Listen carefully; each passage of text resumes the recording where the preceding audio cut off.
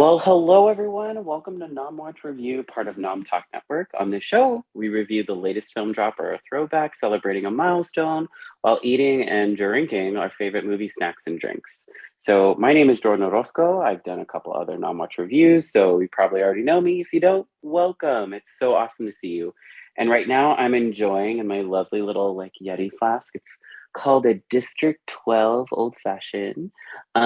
It's basically just a maple walnut old fashioned that I have named District 12 Old Fashioned for tonight. And so I'd like to introduce our guest for the day. So I'd like to say hello to Waiya, Kurt, and Reina. Thank you so much for joining us tonight. This is going to be such an amazing conversation. Yes. So let's start with Waiya. Waiya, tell us about yourself. Tell us what you're eating, drinking, what's going on. Let us know. What's up? Hi, I'm Waiya Paints. I'm a streamer here on Twitch. You can catch me playing games all around. I've got some purple drink and I made some carrot and cranberry cookies. Let's go. That sounds delicious. I don't have carrot and cranberry cookies and I really want some now. Yes, let's go on to Reina. Reina, hello. What's going on? What are y'all enjoying? Hi there, Reina Jay. I usually love talking about movies, TVs, just in-depth stuff, but I don't have anyone to do it with. I'm currently eating some leftover dinners, just like some beef strips and rice, and I am drinking Gatorade because when you're not feeling well, this is better to go down than alcohol. Absolutely. I definitely agree. And last but certainly not least, Kurt, how's it going? What's going on, man? What are you doing tonight? It's good. I'm having some Coke Zero. I had a Cadbury cream egg for the holidays. And other than that, I exist in the ether of weirdness of Nerdbot and sometimes that hashtag show. And if you know me as probably Jack in the Box in the TikTok videos, the cosplay. What? I didn't know that. Yeah, I'm the Jack in the Box at all the cosplay fast food videos with my friends. That's great. That is absolutely great. Well, welcome y'all. It's good to see you. I've never met any of you, but I'm so excited to talk about this movie. And what movie are we talking about? Well, today we're talking about the very first Hunger Games. That's right, the Hunger Games, which is celebrating its 10-year anniversary, which makes me feel very old because I was a huge fan of the Hunger Games when it came out. And if you don't know who was in the Hunger Games, it is starring the wonderful Jennifer Lawrence, Josh Hutcherson, Liam Hemsworth, Stanley Tucci, the Wes Bentley, Elizabeth Banks. How could we not be Elizabeth Banks? Woody Harrelson, hello. Like a lot of big names in this movie, which I think is really important to point out. And so if you all don't know about the Hunger Games, basically, it is set in a sort of dystopian post-apocalyptic society where the United States specifically had a huge war against the powers that be, the government, and they rebelled against the government to try and take control for the people. Long story short, the people lost and it got put under control of the government, which is now in the Capitol. And it is split up into 12 districts. If you're a fan, it's really 13, but where's 13, right? Split up into 12 districts that provide specific items for the Capitol to survive, to do all that. And when the war was over, the Capitol specifically dictated that there was a treaty saying that they say it's not to punish, but basically to punish all the other districts, they were going to do a Hunger Games where each district offers two young individuals who are under the age of 18, a boy and a girl, to compete in what's called the Hunger Games, where the sole winner is a reminder of how generous the Capitol is at saying, you may have rebelled and you may have, done all that, but we're going to kill off these 23 people, and the one person is going to be the reminder that we're still generous and we still give you all that. And so there's a lot of bygones that comes with this movie. The movie follows the wonderful Katniss Everdeen and her family and the people around her, and how she sort of gets into this unprecedented predicament, and she has to compete in the Hunger Games for her life. And so what did you all think about this movie? Can you think back if this is your first time, or maybe in 2012, can you think back before when you were hearing about this movie, if you've read the books, what were your expectations on it, right? Because I was a huge fan of the Hunger Games when it came out, the movies, stars, everything, but I also read the books. And so for me, it was sort of like nostalgic, and it was a very like, it was around the time I think like Divergent and Twilight, all of that was coming out. So right. And so all these like teen like series movies were coming out. And so but this one stuck out to me specifically. But I want to hear from you all. Let's hear from Reina first. Reina, what were your expectations on this movie, and what did you feel coming into watching the Hunger Games? So I first read the book. I don't remember how I found out about it, but I did read the book first. And then so when I heard the movie is coming out, I'm like, cool, I'm gonna go see it. And something I did like that because for those who haven't read the books, it's told entirely from Katniss's point of view. And so you're getting one side of this. And keep in mind, she's also a teenage girl. So you're just kind of getting what's inside the mind of essentially a teenage girl in like almost like a war-torn zone, or one that will be. But the film, the way direction they took it, which I do like the direction, they made it from a third person point of view, because it would be kind of, I don't know, maybe like tedious or something just to hear have a voiceover of this just protagonist this whole time. But doing it from a third person point of view, you get to see other perspectives, stuff that Katniss would not see. And where I see this work best is when they're doing the actual Hunger Games. They have it like, Stanley Tucci's character, Caesar Flickerman, he's doing commentary. So it's like you are the audience watching the Hunger Games. And yeah, I think that was like a great way to change it from a first person point of view. Sure. Yeah. And I think it was a very cinematic way to sort of like put the audience into the movie, which I feel was like a really good move on that aspect. Let's go to Kurt. Kurt, what were your expectations? How are you feeling? What was the overall general consensus in your mind about what this movie was going to be about? So I guess from a whole different perspective, of the sense that I would have been old. If it's 10 years old, I would have been in my late 20s. So I was not a kid. I read the books. I read books, but that's not my kind of book. I'm not like a young adult kind of person. But I'm a movie nerd. I'm a movie snob. You can't see it over there. I've got my Drive stuff on the wall for the movie Drive. Like a total movie nerd. That's my original nerddom. I do independent films sometimes. So for me, a lot of the young adult movies that have come out in the last 30 years have just been, from a movie point of view, terrible. Like the Twilight movies, Divergent, not great movies.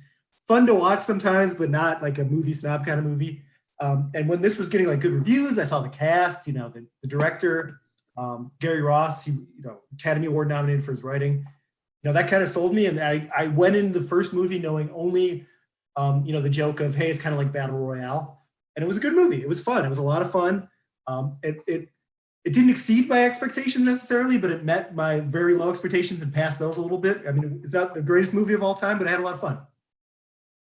Sure. Yeah, absolutely. It's funny that you say that, because my dad was the first person that said that, because that was like it wasn't his general, but he remembered that movie Battle Royale, and he was like, yeah, it's just like that. And I was like, it's not, but it is. Like, I get what you're saying. And it was like for people that are into literature and that like had to read this book for high school, it was Lord of the Flies, right? It was very like, this is what it is, right? And so I can relate to that.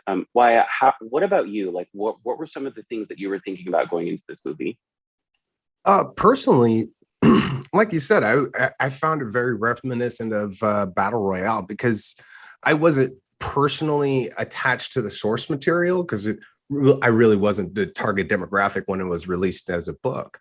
But when I got introduced to it as a film and the premise, I very much was reminiscent of Battle Royale. And I was like, okay, well, I'm going to give this a shot, just because I'm going to go ahead and say this is going to be a reimagining of this kind of situation.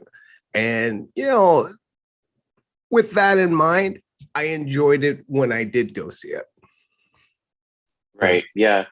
I think for me, it was like reading the books and like not really having been exposed to Battle Royale or like Lord of the Flies. I didn't have to read that in high school, right? It was one of those things where it was just like, this wouldn't actually be a bad idea, right? Like, right, like, and but also too, like, especially now in like the day and age where it was just like, and then, you know, I know we're just talking about the first film, but going on to the latter film, which was Mockingjay Part 2, where it was like they wanted to turn the tables on the people, like the people in the Capitol, where it was like, okay, they need to offer their kids to do this, right? Where it was just like it was a whole shift in just sort of thinking about how it does it. I think for me, it was sort of like a relief, not a relief, but like a escapism thing, like from society in the moment where it was like, wow, like these people literally have had to live in a world where everything was crumbled, like the entire societal financial, everything was gone, right?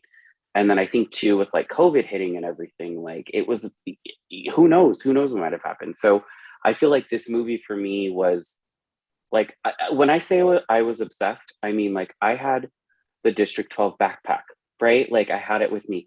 I had Gale shirts. I had like promotional like I had everything. I still have my Mockingjay pin. It's in my like closet somewhere. Like I was obsessed with this movie because it was just sort of like I think Katniss for me, and especially Jennifer Lawrence, it was like a beacon of hope in like a time when you just needed escapism, right? Like you needed a place to go and not worry about, you know, the world. So, okay. So here on Nom Talk Review, or Nom Watch Review, excuse me, we'd like to rate things according to popcorn buckets, right?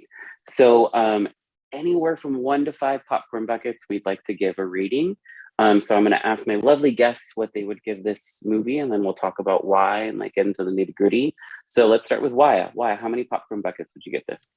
I'm giving it 2 very stale buckets of popcorn. And, you know, that's being generous. That's being generous. Sure. Okay. And what about you, Kurt? I said 4 out of 5. I think it holds up. I should put an asterisk though, as like as a movie nerd. I tend to try to rate things in the genre and kind of feel they're in. So like I might say The Godfather's 4 out of 5 popcorn buckets, but it's a way better movie than this, you know, on the scale. But as far as like fun action teen movies go, 4 out of 5 for me. Sure. And then Reina, how many popcorn buckets would you give this? I'd say a 3. Awesome. Yeah. Yeah. You're like, that's it. No I more. will explain later. Yeah, I would also give this a 3. And the only reason, and because I was obsessed as a 20, so this was 24, as a 24-year-old being obsessed with this movie. Like I did a Nom Watch review where I did a 4 out of 5 for The Batman, which I thought was a phenomenal movie. It wasn't the best movie I've ever seen, but I was like, I can't put it on the same level as that because it wasn't. It's just not the same. And so I would for sure give this a 3 out of 5 popcorn buckets. We have a comment from Q. Q said, I rate this movie 5 out of 5 because the story is so unique at the time to make us think, like, what if the government did take over our liberties and free will and we had to actually fight and win it back? Am I right or am I wrong? Thanks, Q. I think Q has some point to that, right? Where it was like, what if, right? Like, because not that long ago, and I'm not going to name names, but not that long ago, it was quite a possibility, right? Like year and a half ago, who knows, right? And a lot of political forecasters are saying, oh, well, this could happen and this, and this. And like, what if this was an actual reality that we could face? And that was something that I think that people didn't realize during COVID could have been an actual reality, right? Where it was like, it came closer and closer to it.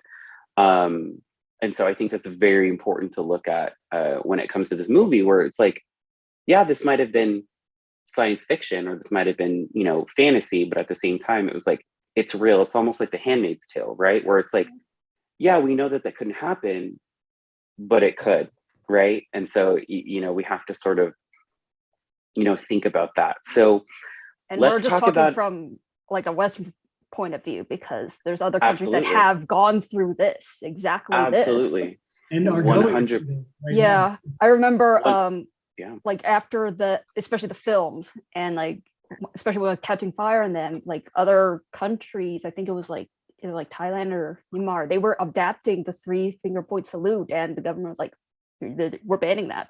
So it's like that. Yeah.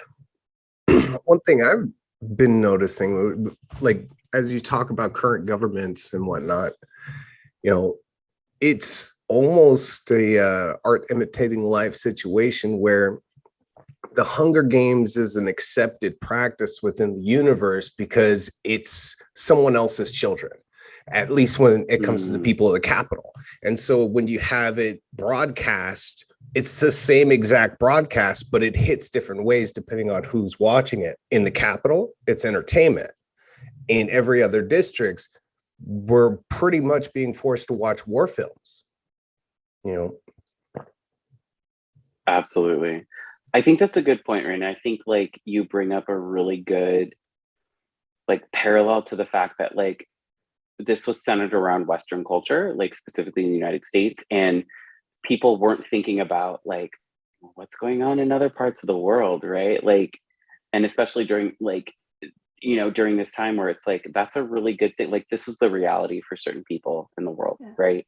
And we have a fantasized sort of cinematic literary way of looking at people who are actually going through war-torn authoritarian ways of living, right? So I feel like that's a really, really good point. So let's talk about why we gave the ratings that we gave. So let's start with the story, right? So the story basically I've sort of premised, and if I've missed anything, we can discuss it, is basically there's people that have been oppressed into, well, you know, I wouldn't say oppressed, but I would say the outer districts, which are going to be like 5, 6 through 12, have been oppressed to be the lowest of the lowest. They provide what they can, what they're specified. So each district is specified to what they're required to give to the capital, and they're required to give a certain amount of it. Otherwise, they get punished, right? The capital, people that are born, live in the capital, live in a life of luxury. They don't have to worry about getting reaped, which is basically, you know, getting sent to the Hunger Games. They can just watch, right? It's a spectacle, as Waiya said.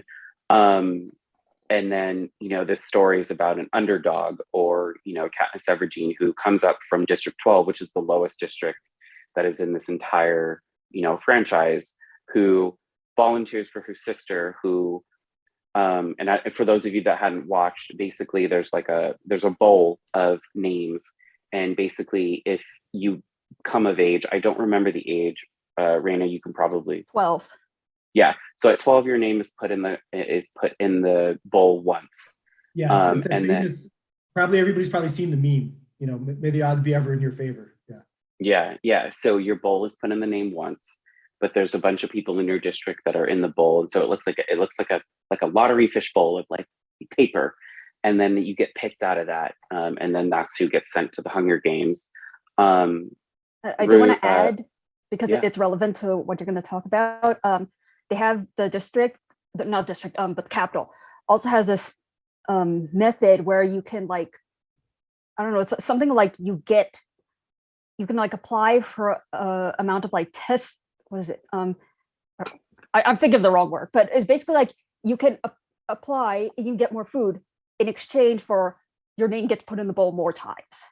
Yeah, and so that's it's like what we the see more with you Gale. kind of like volunteer yourself, then the better you can feed your family for now. So yeah, so basically if you're in the outer, if you're in any district, you can you can say, I need more food, but in order for you to do that, your name gets put in one more time into the bowl instead of twice or 3 more times. And so we see that actually with Gale in the beginning of the movie, where his name is put in, I think 42 times, because he needs food for his family, who I think he's got like 3 brothers and sisters or 4 brothers and sisters. 3 total. Yeah, plus a mom, plus a dad, and not a dad. Mom. His dad died with Katniss' dad. That's why he's also putting his name in more. That's right. So his name is put in a bunch of times. And so Katniss's sister, Primrose, it's her first year. She's 12. She's trying to be strong for her sister. Her name's in the bowl once. Gale's name is in, you know, a bunch of times. There's a bunch of people. Long story short, Primrose's name gets pulled out. And then Katniss, there's a rule that you can volunteer for somebody if you want to, but you know, most of the time people don't want to volunteer because they don't want to go die right in the arena. But Katniss volunteers because she doesn't want to see her sister go, who's scared, who has had nightmares about it. And so she volunteers and then ends up going to the Hunger Games with PETA, who is also a part of District 12. And they go, and Effie, who's played by Elizabeth Banks, who's amazing, who plays Effie to the T, I think, is an amazing actress. And they basically live in a life of luxury for 2 weeks before they get sent to their death. And so, the premise is how they survive, how they get through the arena, how it all sort of like plays out, what strategies they use, and all that stuff. So, and then in the end of this movie, long story short, Katniss and PETA are the ones that survive, even the strongest of, the strongest of competitors that are in this arena. And then Katniss basically, there's Nightlock, which is a plant that's in the arena, and she says, you know what? No, I'm not going to let them have this satisfaction. So they both look at each other and they both are like, okay, cool, we're just going to kill ourselves. Nightlock, if you eat it, it kills you automatically. And basically they say that there's 2 victors instead of 1 at the end of the Hunger Games. So they both end up winning the games. But basically you see President Snow, who basically kills off the game maker, which is Seneca Crane, who's played by Wes Bentley. Happy life is the end of this story, but we know that it's not. So what did we think of the story? How did we think that it played out? Did we think that it went to the books? Reina, I'm going to go to you first, since you seem like you're more educated on the books and all that stuff. How did you think the story played out versus? They did leave out some like other story details that it might not be crucial, but it would add more to it. So like it explains like the history of the Mockingjay pit and why the Mockingjay is like the symbol of the rebellion, for starters. Like some parts, I think it overall follows the book really. Like if you knew about it, like then you went into the book, like you'd see that general premise and then just see like, oh wow, there's just more to it. The reason my rating's not higher is my first part was just some of the tech issues, because there's part when it's in the games, the filming is so jerky, and Rossi does explain there was a reason for that, which in this case it would be because one, it's this rush of the game, but also he had to do that to hide some of the more gory aspects, otherwise it would be higher than PG-13. But that doesn't make it any easier to watch. Sure. At all. It's like, it's sometimes almost, I don't know, maybe it's the capital part, because sometimes like you want to see like just how brutal it is, but you can't. Sure. It's like, let's film Cloverfield in a football stadium. That's exactly what the cinematic look was for me. What about you, Kurt? What did you think about the story? What did you think about the actors? Did you think that the portrayal, did you think that the story flowed? How did you feel? Yeah, having not read the book, but being like a movie nerd, to me, it's like, some of the best stories are the stories that have a lot of influences, either intentionally or unintentionally, that you can tell the obvious influences. I think we brought up Lord of the Flies, but I have like a whole list: Battle Royale, Lord of the Flies, THX 1138, Logan's Run for the old people. Oh my gosh. Game. I think the story is it The Lottery, the one where they pick like one person to suffer so the rest of society is like happy. Like, the story is as old as time, of the idea of forcing people to suffer under a terrible evil regime, probably going back to, I'm sure there's some story in the Bible you can pick out and go, that's kind of the same thing. But I thought it worked really well with kind of the modern update. The stuff I liked about the story, I thought, except for, I'm not going to know everybody's name, but Liam Hemsworth's character is bland through the whole Gail. series. Gail is just plain. Yeah. Plain. Aside from that, I loved all of them. Even like Lenny Kravitz's character, he's just kind of in a little bit. Great. The casting was good. The story was good. It flowed. At least in the first few movies, it worked really well for me. I love the story. I don't really have any complaints about the story. I mean, there's like minor things you could point out, going back through like the history of like how the like gladiatorial games were versus how this. But it's science fiction. It's a young adult novel, so I can't be too particular about like minor things where you go, well, this probably wouldn't ever happen in reality. You know, it's only a few hundred years from now. How did new species of things evolve? It would take like a million years. You know, Great. but you could kind of throw that out the window and go, it's an alternate, you know, timeline, whatever. Sure. But yeah, I thought the story worked really well of kind of that pulling these pieces either, you know, intentionally or unintentionally, and then combining them into this kind of cohesive narrative of, you know, the fun, you know, girl power. At the time it would have been like girl power, like she would overcome the evil empire and save the day. But she, you know, there's the two handsome men, and who does she pick? You know, that fun kind of teen action movie. Sure. It's very reminiscent of Twilight. I was like, oh, wait. It's like Twilight, but make it post-apocalyptic. No, wait. Because anyone who knows the series franchise, they have that like late in Books Love Triangle, Katniss wants nothing to do with it. Like it's not even her choice. Like it's not, because like she's forced to be with Peeta. He has feelings for her. Like she doesn't initially want anything to do with it because like she just wants to survive, and she goes with this thing because she's not very likable for the Capitol. So she goes with Peeta's idea. Like they form it together just so she could survive. And with Gale, like I mean, he eventually does grow feelings for her, but like she's really not focused on it. She really just wants to survive. Like she doesn't want to talk about it. And it's funny because it's not about that. But then like the media wants to spin it that way, just like the Capitol tries to spin up the romance. Sure. Yeah, that's a genre trope, right? Like all those early 2000s young adult novels. It was always the you know, kind of the plain but likable girl with the two handsome guys, the love triangle. Yeah. And even continue. Yeah, that speaks to the story that, you know, they played off that. It wasn't just the standard generic, you know, she has to pick one of these two guys and she'll pick one. Yeah, it's it's also interesting because like with the fan base, like any of the fan base knows there's always the questions like, oh, Team Gale or Team Peeta, and then you'll always hear of a Team Katniss. Like even if you hear one of those, you'll always hear a Team Katniss because it is about. Excuse me, I was Team Gale. I said you'd hear this stuff, but you'll always have a Katniss, unlike the others where it's like they will pick a side. So here's the thing: I should have been Team Katniss. I should have been but I was like, Liam, you're so hot. Like that's why they did it. That's why they did it. And I fell for it. I fell for it as a 24-year-old. I fell for it. Let's get to Waiya. Waiya, how did you feel about the story? How did you feel about the actors? How did you feel about the overall experience of this? Because I know you gave the film a little, but how did you feel about it? I might be a little sour on it because I came into the movie. No, please be sour. Okay. All right, fine. I'm going to bring out the sour guns.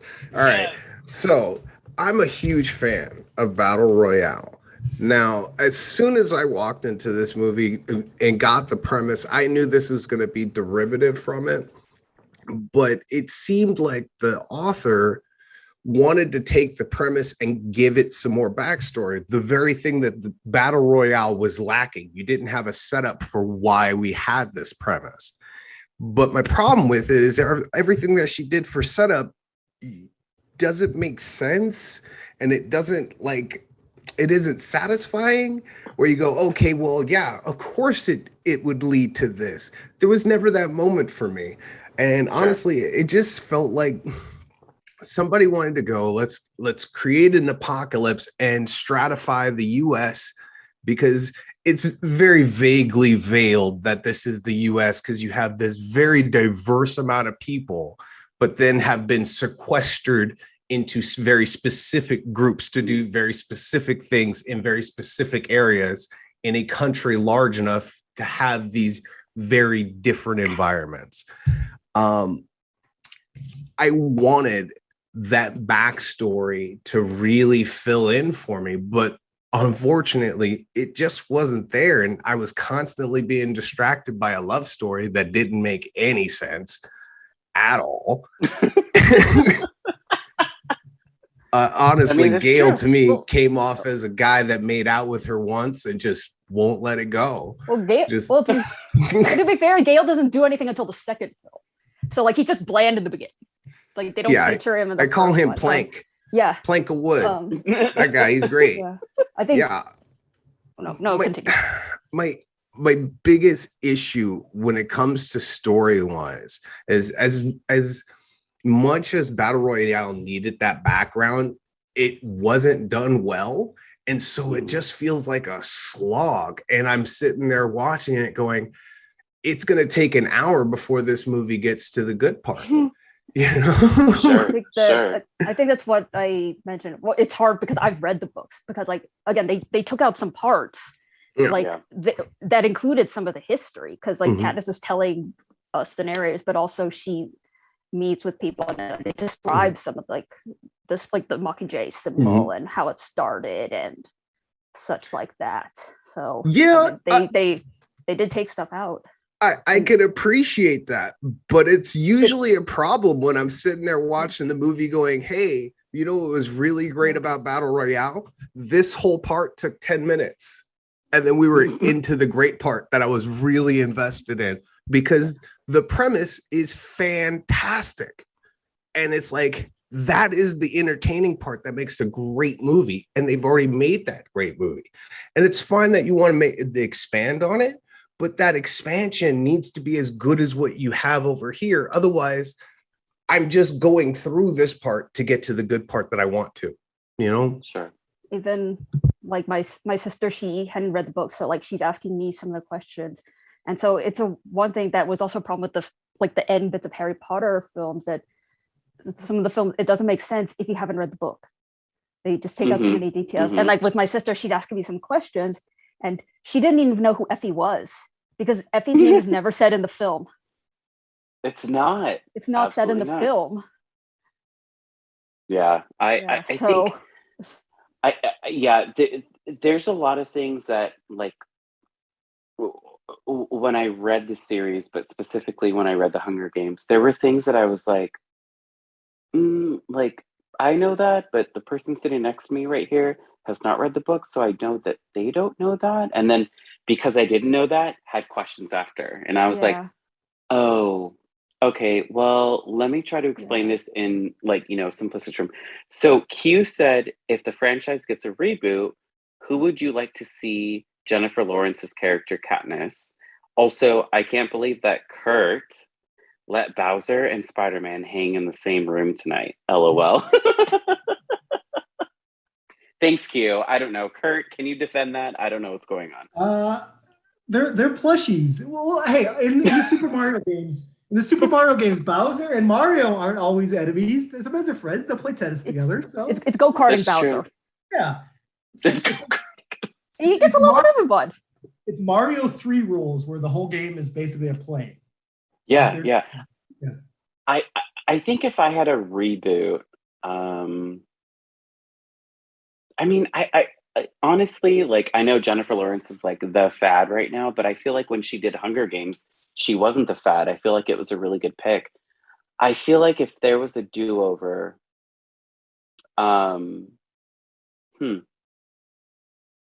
who would play a good Katniss? I feel like, and I can't recall her name.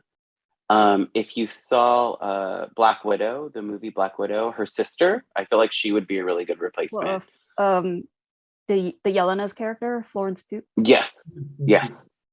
I feel like she would be really good. Or I'm trying to figure out who. To me, as like a movie guy, as somebody who appreciates movies, and I haven't read the books, but I'm a movie nerd, and I love political stuff. I love movies that have a message. I have a question. Are you a movie nerd? I am. I'm a movie nerd. Who told you? I would go full political statement. I would cast somebody who is definitely not white in that role. I would make it full. Yeah. I would go full political statement and try to make the movie. Because that was the one thing that they kind of lost me for it, and it's a teen movie, it's a big blockbuster, but it didn't have enough edge. It didn't have that battle royale edge or that Lord of the Rings edge. And I would go full political statement. I would get somebody who's like maybe a young and upcoming like Latina actress, or somebody just full like white people at the Capitol and all the and that's white minorities and poor people and stuff, and make it look like more political. Yeah, Hey, I especially like that idea. I like that, Yeah, but I I do would too. switch it to a slightly different angle in the sense that nah, just make it gratuitously graphic. All of the kills just as graphic as you possibly get, and mainly just to make a point of just saying this is the reality of war that we send our children to, and you know it's almost becoming theater and entertainment for certain people to watch it happen. So yeah. you better at least either enjoy it or get desensitized from what actually happens instead of having the camera cut away. Yeah. I mean, that's Uh, part of the impact of the original battle royale for me. I Did know. anybody just interject going off of that? Did anybody see the picture of it's very WandaVision or Wanda, but it's Yeah. the missile that was in somebody's kitchen in the Ukraine that didn't blow up? Yeah. Oh, I would, yeah, I could see going full graphic and be like, this is rough, this is war, this Yeah. is not. they might have to like do it in series wise to do all that, which I wouldn't complain about. Then they can go like have a little less restrictions on that.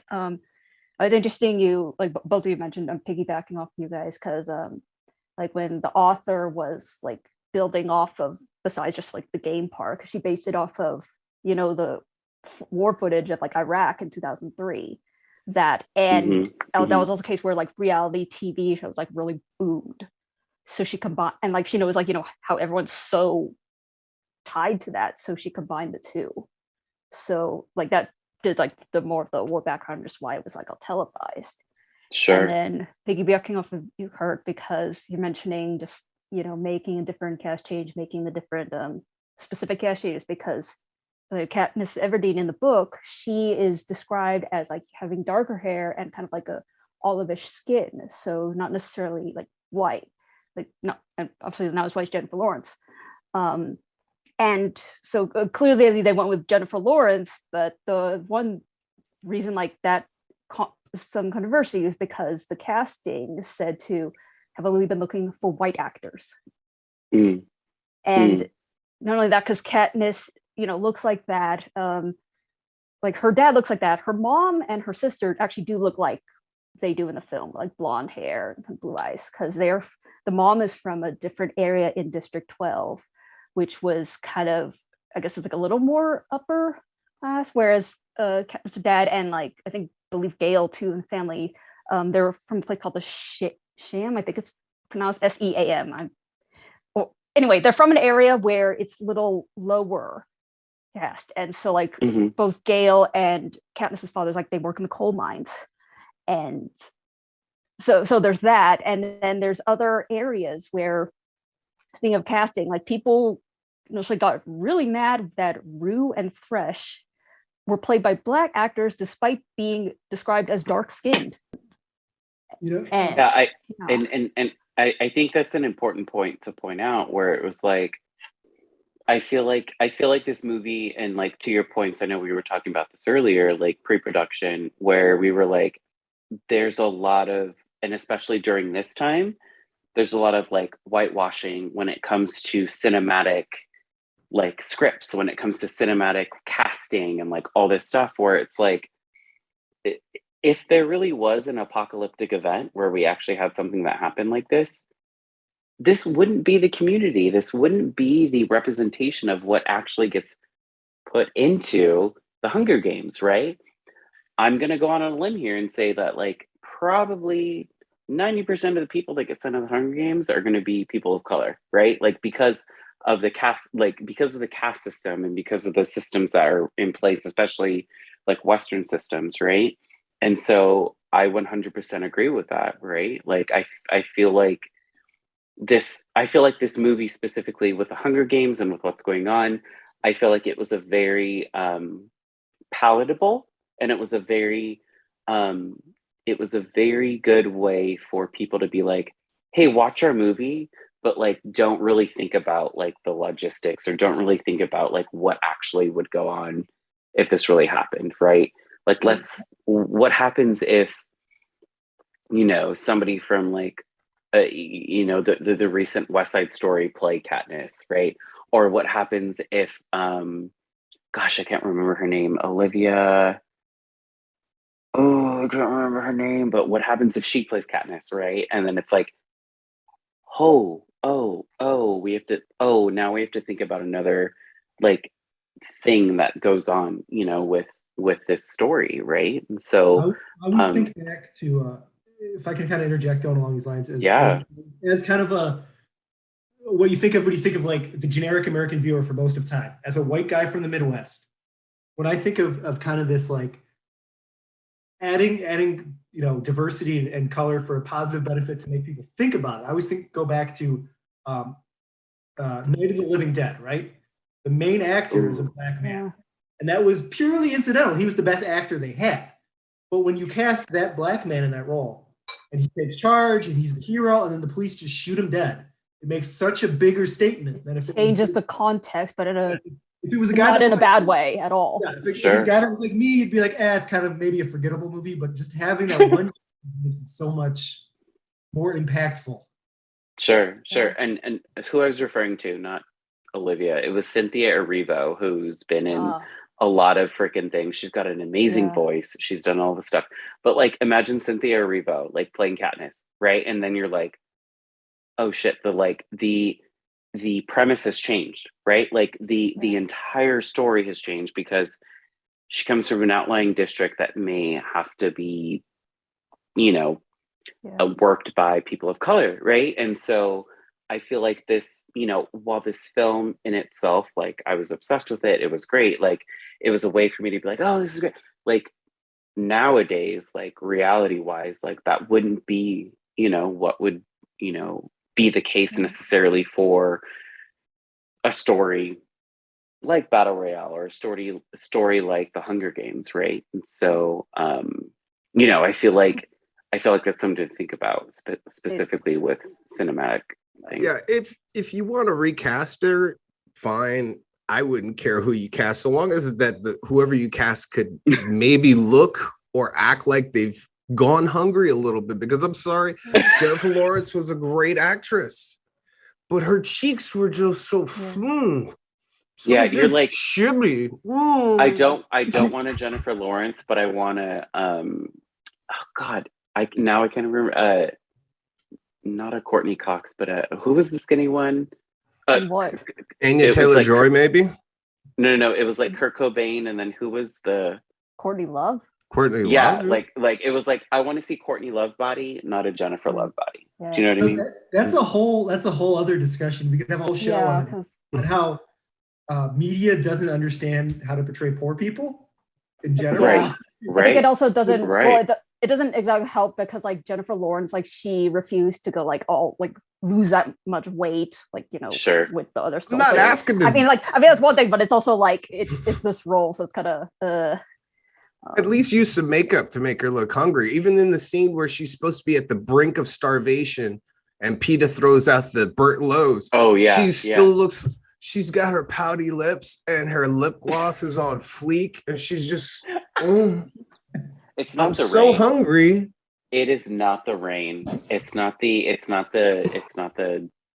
rain. It's your lip gloss.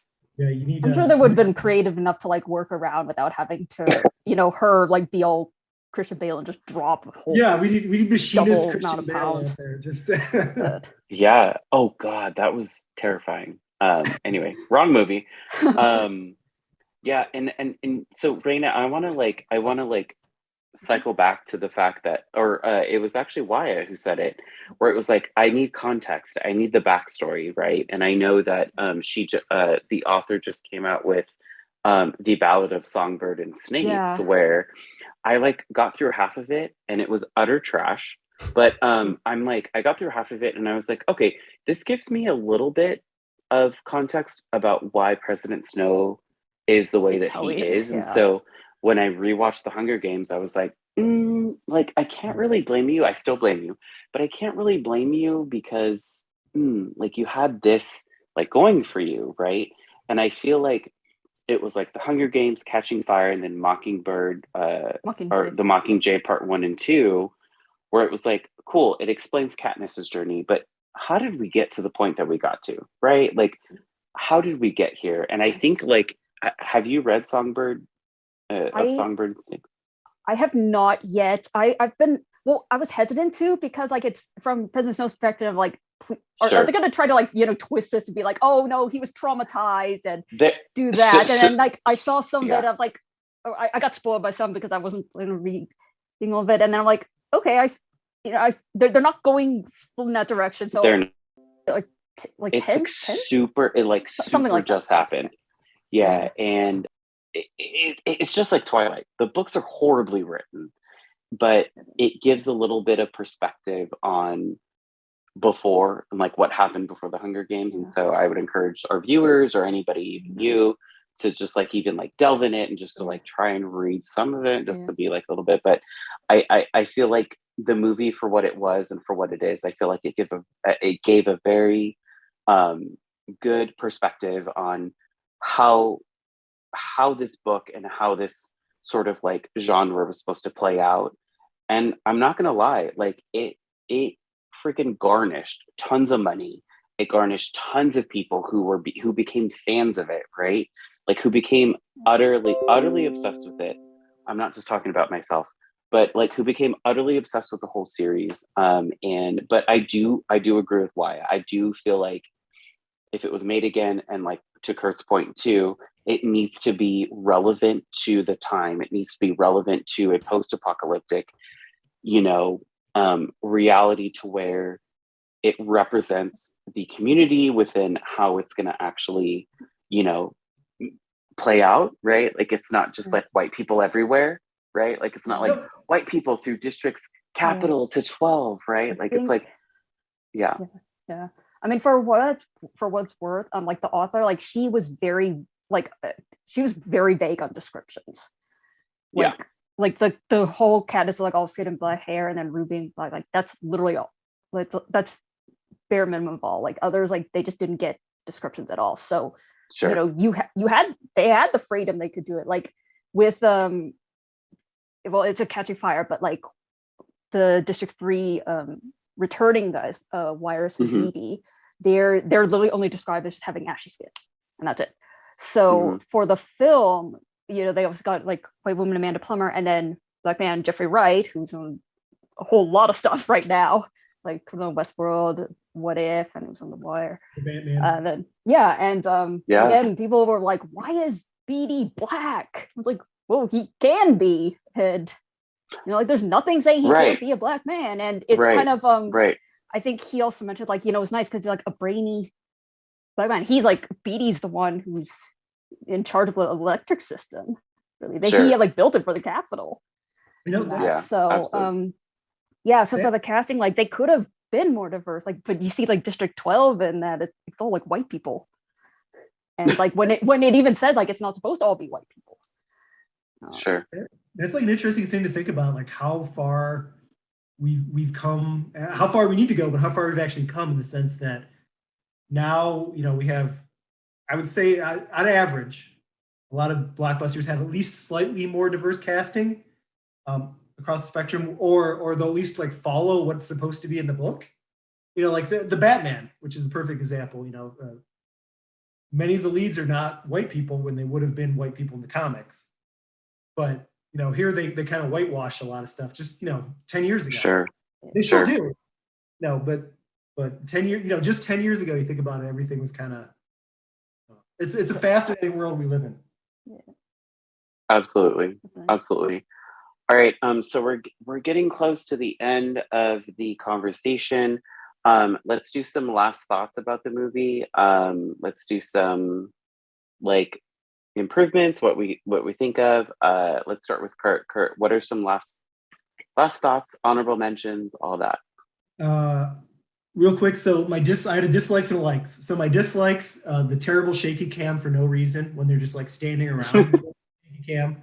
Some of the weird edits, like the weird quick edits and stuff. And Liam Hemsworth, handsome guy, but he is just wooden throughout this series. And the likes, I like the very like old timey France, like the rich people with the crazy outfits and the poor people with kind of the boring colonial outfits. I like most of the actors. Josh Hutcherson, is that his name? PETA. Hutcherson. He's just a delight when he's on screen. And Rue, I love Rue. Like she's one of the highlights. So that's kind of, and Sure. if I somehow had a time machine, they asked me to redo these movies, I would just get more political and more edgy. Just go full out. You might only make the one, maybe nobody will see it, but you might as well, go full political in a movie that's about politics. Absolutely. Waiya, what are some final thoughts? I think it's a fine movie if you're trying to kill 2 hours. It's fine on the first look through. If you're Sure. a fan of Jennifer Lawrence, if you're a fan of Battle Royale and you want to see a retelling of it in a different style, these are all fine reasons to watch it. One good reason to not watch it is that you've already seen it. And I have. It could stay in the wherever it is, not at my place. I think it might be on Netflix. Sure. It's on Hulu. I know it's on Hulu for sure. Isn't that like B rank? Look, this was a pandemic. Let me just watch the nostalgic series and get it over I mean, with, it's not type even thing. on Netflix. Right. See, there are a lot of shows that they canceled. That's true. Reina, what are some last thoughts, last feelings, last anythings? What's going on? So, I mean, overall, I do like how they change the perspective and give more, depth to a little more to Pan Am and definitely to the other characters, especially with like the extended President Snow scenes, and you see just like how much the character of his persona is present throughout everything. But I agree that I don't like the shaky camera, especially because they didn't need it for the other films in the series. I do agree, like they took away some info, which even if it's not like it could get without it, it would have enhanced it. Just like I mentioned before, the backgrounds of the history, because it does mention a little more of that in the book. That's why like you see like fanfics. I'm preaching for fanfics because like they go for like the history of this other character's perspective, what else is going on, so that like just enhances the universe of that. And I don't know if they could have done it for the series, but like if there's a redo, it's like I would make some more like extensions, like maybe like or just like turn it into like a longer series so it can be allowed the time for extensions. Sure. Yeah, absolutely. I would say for me, I mean, obviously I was obsessed with it as a 24-year-old, doing that, and I followed it throughout the entirety. But I think for now, I think I agree with most of what you said. There needs to be an updated version. There needs to be, a little bit more of a background on why this happened, and not so much of a waste of, like 2.5 hours of just being like, great, like I just sat here and did that, right? Like, so I feel like that would have been, that would be the improvement. So well, I'd like to thank you all. That's all the time we have to talk about the Hunger Games. It was an amazing talk. The odds were in our favor. We won the Hunger Games, 4 of us. Never in the history of humanity has that ever happened. But you know what? I deem it. It's done. There it is. So thank you all for tuning in. Be sure to join our Discord to keep the conversation going. So shout out to my guests tonight. Thank you, Waiya. Thank you, Kurt. Thank you, Reina. It was an amazing experience. You all are awesome. You all are doing some fantastic and wonderful, amazing things. On the socials, I'm doing all. So where can we find you, Waiya? What are you all up to? What's your social media? You can find me right here at Waiya Paints at Twitch TV. I stream 3-4 days a week. Nice. Having good times. Yeah. I love it. Kurt, where can we find your Bowser Spider-Man ass out? I think it's at Kurt Broz on TikTok. You can see all the weird Jack in the Box videos. At WLFK Films on Instagram.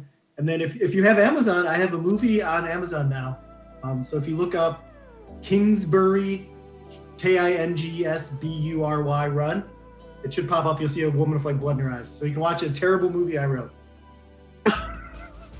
Sounds great.